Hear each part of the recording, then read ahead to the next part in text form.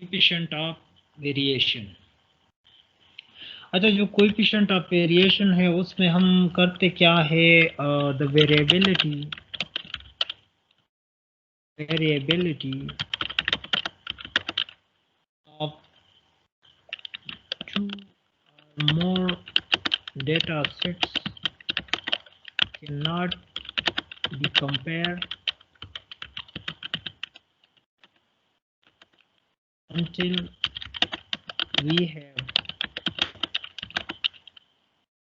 a relative measure of dispersion.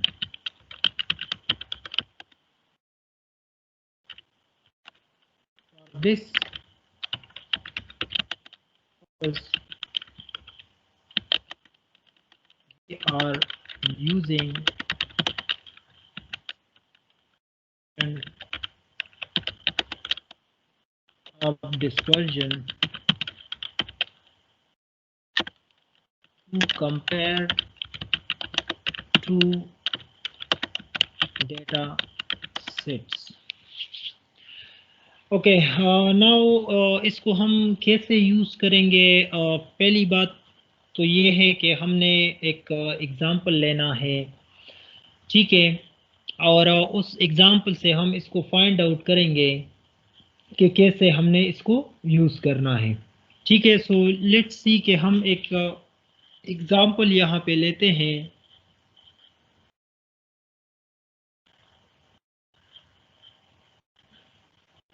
और उस example में हम इसको फाइंड आउट करने की कोशिश करेंगे और लास्ट में हमारे पास एक डिसीशन भी होगा कि हमारे पास क्या डिसाइड हुआ है यहाँ से। ओके, सो इसमें ये है कि लेट्स सी हम एक एग्ज़ाम्पल लेते हैं हमारी बुक से जो हम पढ़ते हैं normally, using the coefficient of dispersion coefficient of dispersion determine which data set is more effective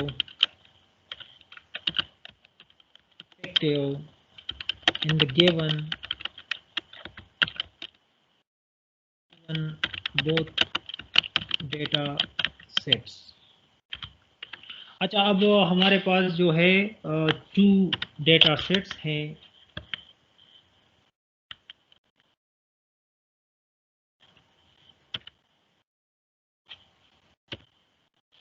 अच्छा, एक जो है वो है ग्रुप 1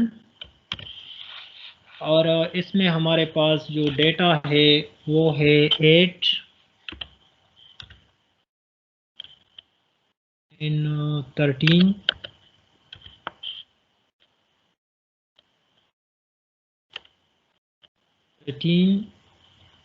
and 18, 23 and 30। ओके, ये एक हमारे पास डेटा सेट रहा। इन ग्रुप 2 और data set 130 and 150 and 180 and 250 and 345। अच्छा, तो ये हमारे पास जो है ग्रुप्स हैं और हमने इसका कोएफिशिएंट ऑफ मेजरमेंट जो है कोएफिशिएंट ऑफ डिस्पर्जन हमने इसका फाइंड आउट करना है। Okay, so now we have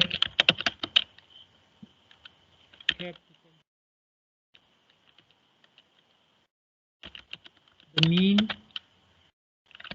and the standard deviation for each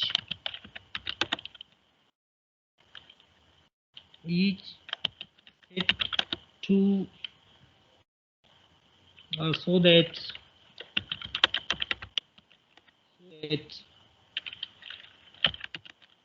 corresponding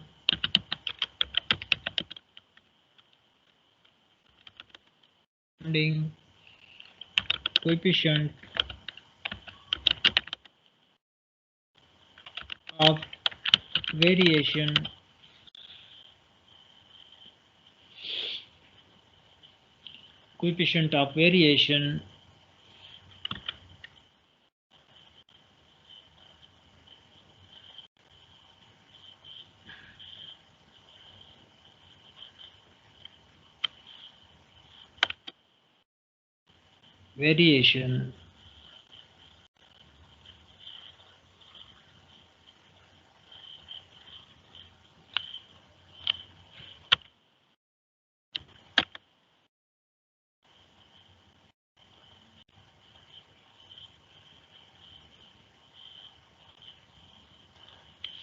okay variation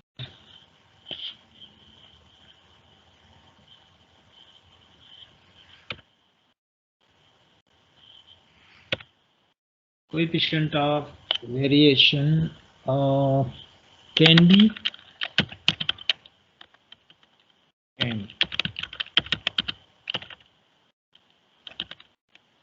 obtained. अच्छा अब हमने जो the necessary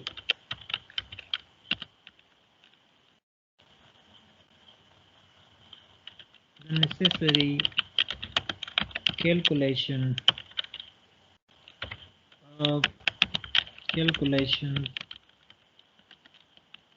given below. अच्छा अब हमने क्या करना है, let's go on next page. आपने क्या करना है कि यहाँ पे एक टेबल आपने बनानी है। उस टेबल में हमारे पास जो है 4 1 2 3 4 and we need 6 further 4 and 6.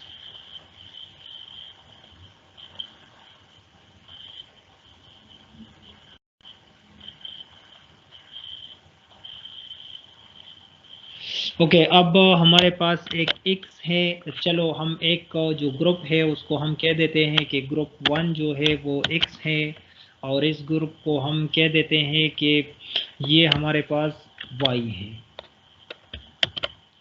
ये ग्रुप जो है ये है हमारे पास y। ओके नाउ x की जो वैल्यूज है वो है 8 3 13 8 13 18 23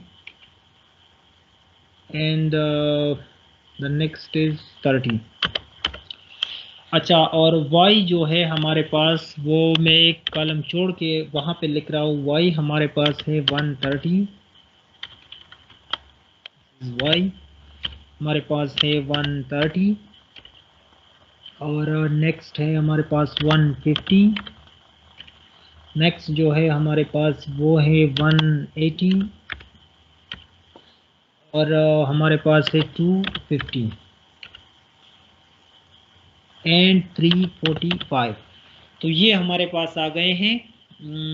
अब हमने इसकी एनालिसिस करनी है। हमें लास्ट में भी एक चाहिए आई insert a row in below, just one row we need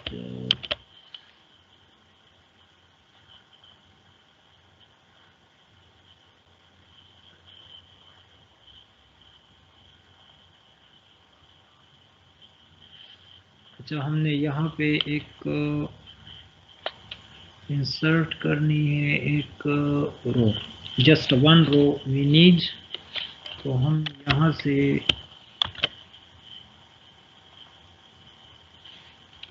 हम एक रो बना देते हैं जहाँ पे हम टोटल लिखेंगे। अच्छा अब आपने क्या करना है, हमने यहाँ पे अब हमें चाहिए एक स्क्वायर हमें चाहिए जिस तरह हम वेरिएंस में करते थे, और एक हमारे पास जो है हमें वाई स्क्वायर चाहिए। अच्छा, तो अब इसका स्क्वायर लेते हैं। 64 and 169 and 324 324 529 एंड 900। अच्छा, एक हमारे पास ये आया। अब हम वाई स्क्वायर जो है वो मालूम करते हैं, तो वो 130 का आप स्क्वायर ले ले तो ये आ जाएगा आपके पास, और 15 का स्क्वायर ले ले तो आपके पास ये आ जाएगा, और 180 का अगर आप स्क्वायर ले ले तो वो हमारे पास आएगा 32400 और 62500, ये 250 का स्क्वायर होगा, और 11925। तो ये देखिए, ये जो हमारे पास है यहाँ पे, ये मैंने 8 का स्क्वायर ले लिया तो वो हमारे पास 64 आया। 13 का हमने स्क्वायर ले लिया तो 169 आया, और 18 का हमने स्क्वायर ले लिया तो ये आया हमारे पास, और ये हमारे पास 529 और 900। तो ये हमारे पास, और यहाँ पे आप देखें तो 130 का अगर हम स्क्वायर ले ले तो ये आ जाएगा, 150 का आप स्क्वायर ले ले तो ये आ जाएगा। अच्छा, अब इसका टोटल हम लेते हैं, क्योंकि टोटल की हमें ज़रूरत है। सो 92 जो है हमारे पास टोटल है। यहाँ पे मैं लिख लेता हूँ कि दिस इज़ एक्चुअली जो हमारे पास है सम है, सम ऑफ, सिंबल में हम चले जाए, सम ऑफ एक्स है। हमारे पास ये है सम ऑफ एक्स। यहाँ पे आप देखें तो ये है हमारे पास सम ऑफ एक्स स्क्वायर। यहाँ पे है हमारे पास सम ऑफ एक्स स्क्वायर, तो इसको यहाँ पे हम ले लेते हैं square, and is equal to, इसका अगर आप सम ऑफ कर दे तो ये है 1986।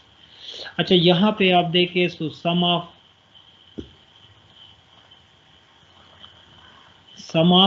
वाई, यहाँ पे है ऊपर हमारे पास वाई है, तो सम ऑफ वाई जो वो है 1055। अच्छा, यहाँ पे आप देखें तो हमारे पास जो है summation, and that's why square. यहाँ पे है वाई, एंड यहाँ पे आएगा हमारे पास स्क्वायर। ठीक है, तो ये वाई समेशन वाई स्क्वायर जो है वो हमारे पास होगा 253325। तो ये हमारे पास यहाँ पे आंसर आ रहा है। ठीक है। अच्छा, अब यहाँ पे हमने क्या करना है फर्दर मोर, अगर आप देखें तो यहाँ पे अब हमने फर्दर जाना है, और हमने कैलकुलेशन स्टार्ट करनी है। ठीक है, तो कोएफिशिएंट ऑफ वेरिएशन जो ग्रुप 1 है हमारे पास, coefficient,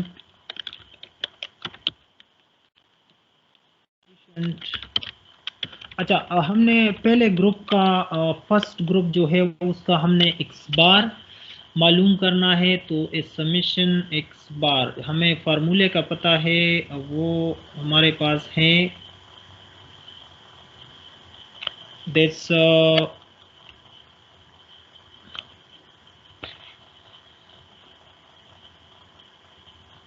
x bar is equal to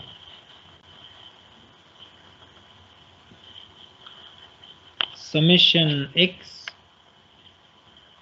ये रहा हमारे पास summation X, and divide by n.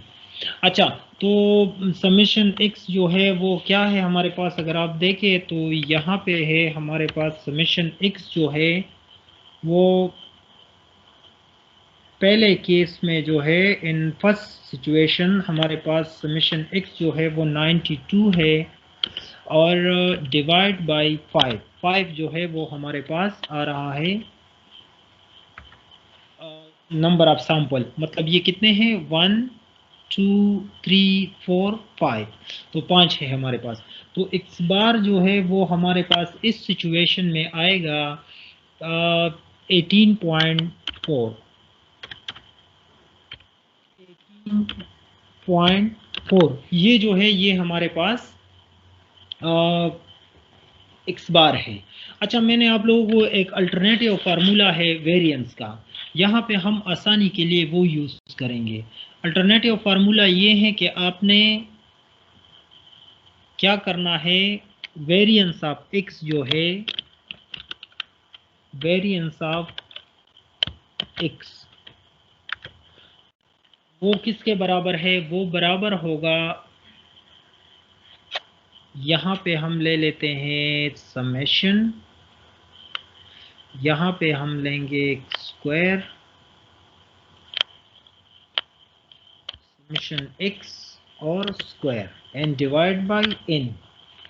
यहाँ पे हम फिर क्या करेंगे, माइनस लेंगे और यहाँ पे आएगा हमारे पास एक्चुअली अब हमने क्या करना है, हमने ब्रैकेट लगानी है। यहाँ पे जो फार्मूला है उसमें वी नीड ब्रैकेट्स, और ये रहा ब्रैकेट्स। ब्रैकेट से पहले भी हमने क्या करना है, एक हमने एक्सपोनेंट लेना है ये वाला, यहाँ पे अब हमने लगाने हैं ब्रैकेट्स, और ब्रैकेट्स के अंदर फिर हमने फ्रैक्शन लेना है। तो यहाँ पे आएगा हमारे पास formula summation X divide by N and this is square. अच्छा, तो ये एक फार्मूला है हमारे पास, तो बड़ा सिंपल है। समीशन एक्स स्क्वायर आपके पास है, ये हमारे पास समीशन एक्स स्क्वायर है और ये समीशन एक्स है। तो हमने क्या करना है, यहाँ पे इसको पुट करना है, वैल्यूज को हमने पुट करनी है। सो लेट्स सी, हम इसमें पुटिंग करते हैं ताकि हम वेरिएंस ऑफ एक्स जो है वो मालूम करें।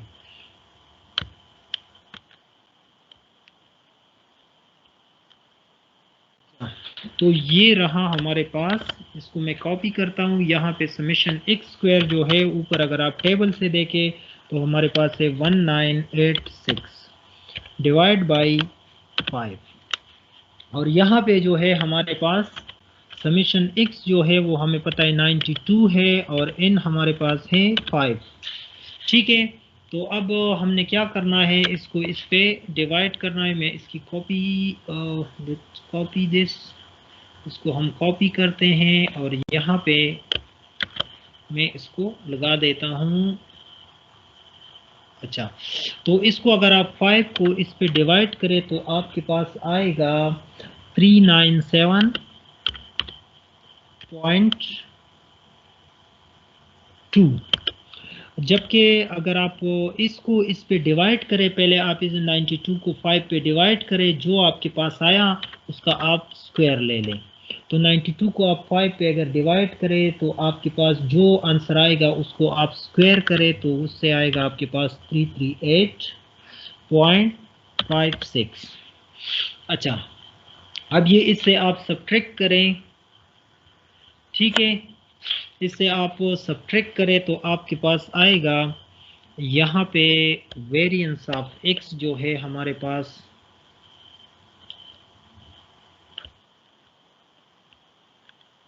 वेरिएंस ऑफ एक्स हमारे पास आएगा अब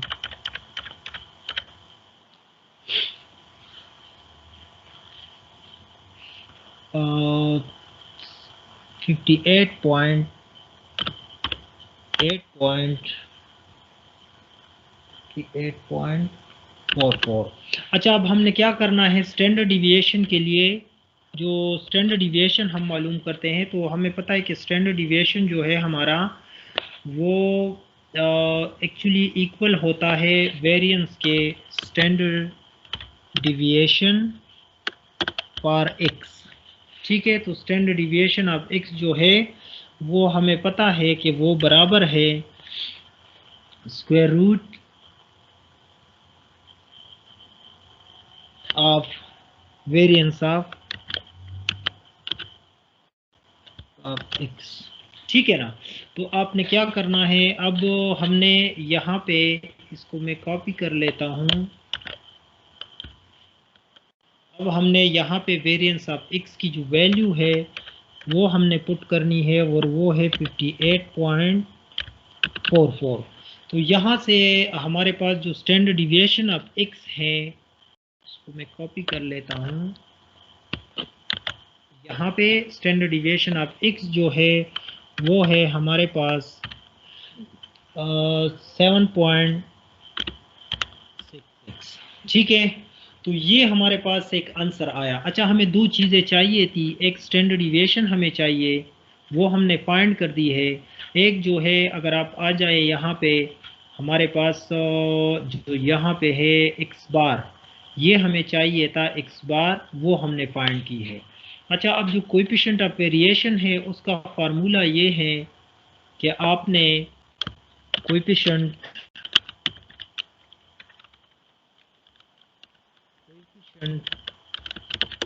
of variation is equal to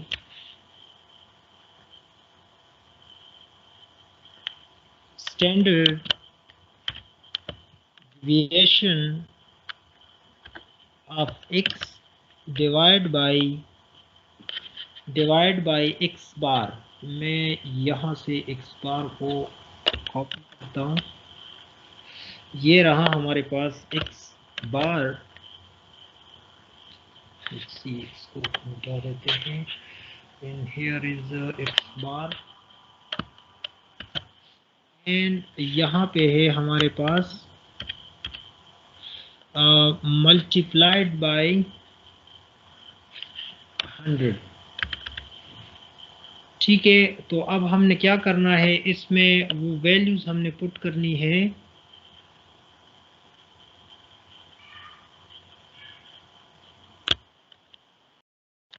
यहाँ पे हमने वो वैल्यूज अब पुट करनी है।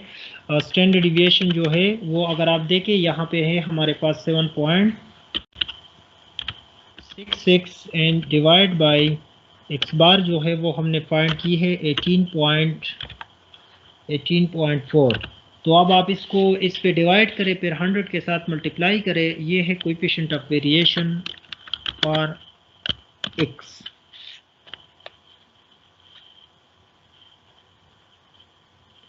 अच्छा, अब कोएफिशिएंट ऑफ वेरिएशन जो है for x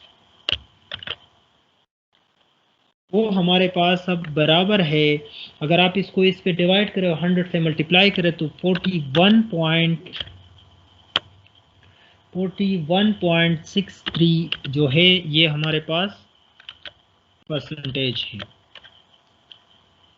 where is percent, सो ये है हमारे पास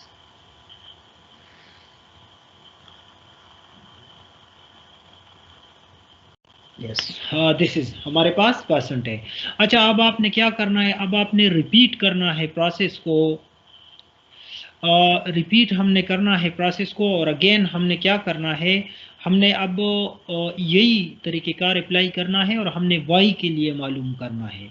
तो देखिए, जिस तरह हमारे पास जो x है वो summation x divide by n के बराबर था। अब हमने क्या करना है, हमने यहाँ पे एक इक्वेशन जो है वो लगानी है, और हमारे पास बराबर है y बार, एग्जैक्टली वही चीज़ें हैं, मतलब वहाँ पे x था, यहाँ पे y होगा, n is equal to summation y divide by n। अच्छा, तो ये है हमारे पास फार्मूला। अब ये मतलब वहाँ पे summation x divide by n था, यहाँ पे summation y divide by n है, क्योंकि y बार हमने मालूम करना है।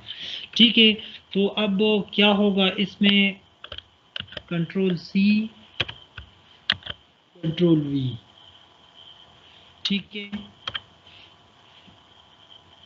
अच्छा, तो यहाँ पे आप देखें समीशन y हमारे पास क्या है, वो है हमारे पास 1055। अच्छा, n हमारे पास क्या है, वो तो 5 है हमारे पास। तो y बार जो है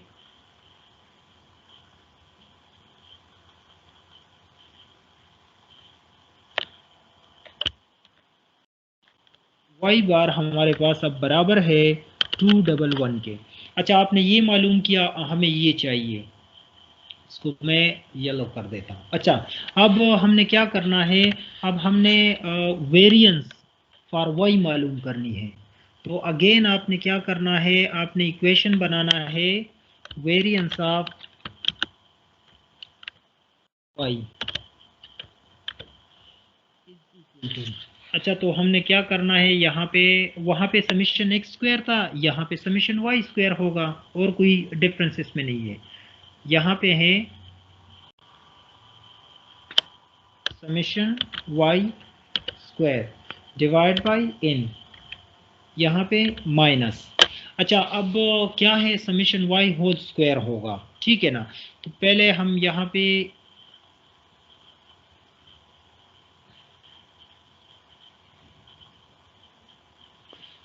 समेशन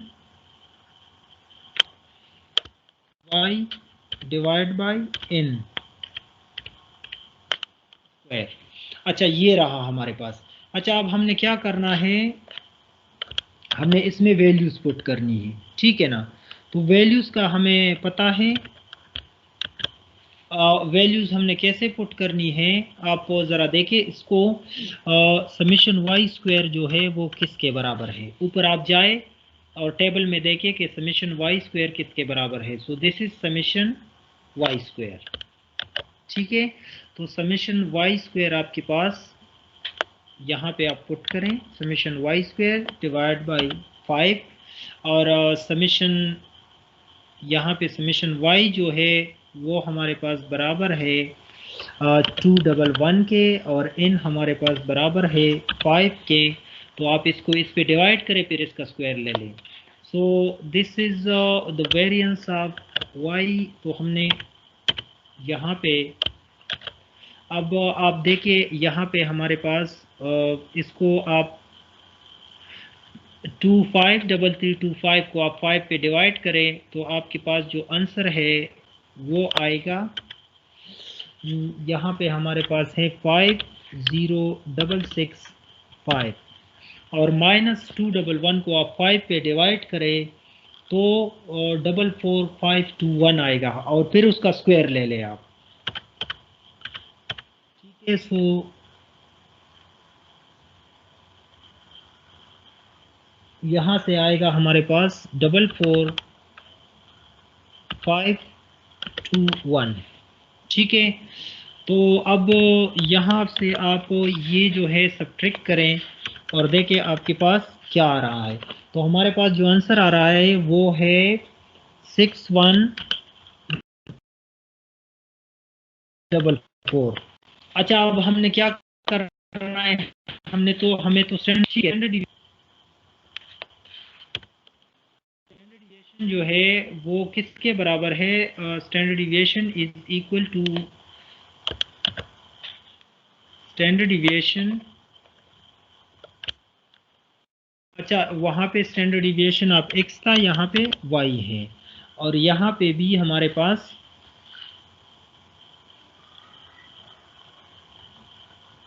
y ही होगा, ठीक है ना। तो ये हमारे पास जो है स्टैंडर्ड डिविएशन ऑफ y। तो अच्छा, अब हमने क्या करना है, हमने, अच्छा, तो वेरिएंस ऑफ y जो है वो बराबर है 6144।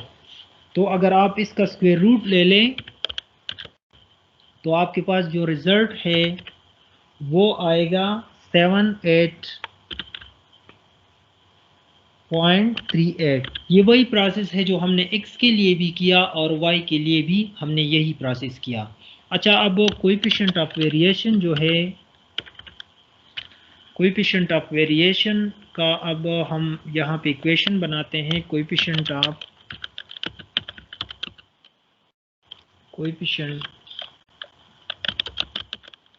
Of variation for y is equal to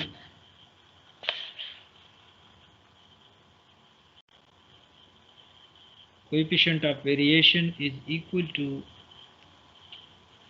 हमारे पास जो है वही फार्मूला है जो x के लिए हमने किया था, तो यहाँ पे भी वही करेंगे। स्टैंडर्ड डिविएशन ऑफ y और divide by mean of y। तो मीन ऑफ y जो है वो हमारे पास बराबर है y बार के। अच्छा, तो ये जो है आप इसको अब मल्टीप्लाई करें 100 से। वही प्रोसेस है जो हमने उसके लिए किया था, वही प्रोसेस हम यहाँ पे भी अप्लाई कर रहे हैं। अच्छा, तो इसको हम कॉपी कर लेते हैं यहाँ पे।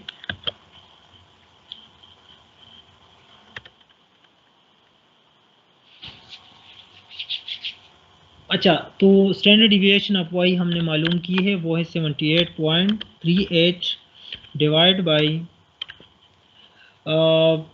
बाय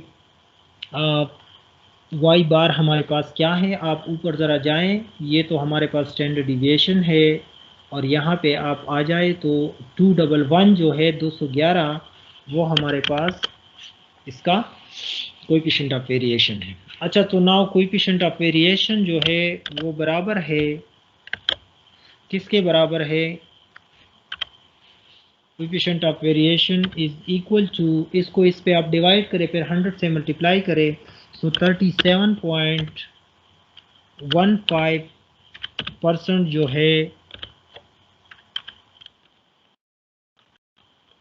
हमारे पास इसकी परसेंटेज आ रही है। अच्छा, तो ये देखिए कोएफिशिएंट ऑफ वेरिएशन जो है, ये जो अमाउंट ऑफ वेरिएबिलिटी हमें दिखा रहा है वो 37% है, जबकि अगर आप जाएं और x की देखें, x की कोएफिशिएंट ऑफ वेरिएशन जो है वो ये है, वो है हमारे पास 41.63%।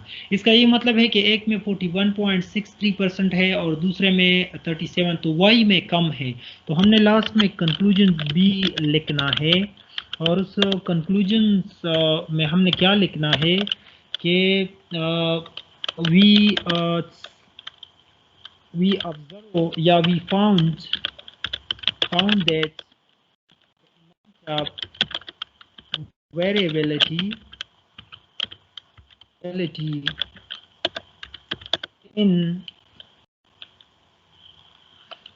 in data set y is less than the amount of variability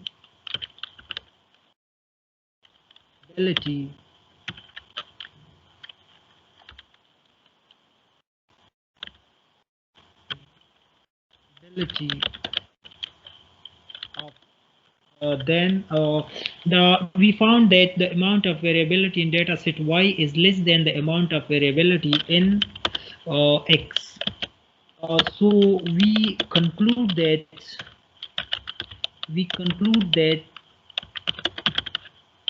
the data set more consistent than data set x।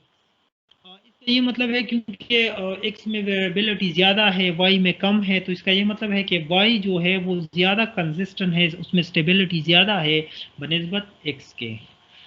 Okay ji, thank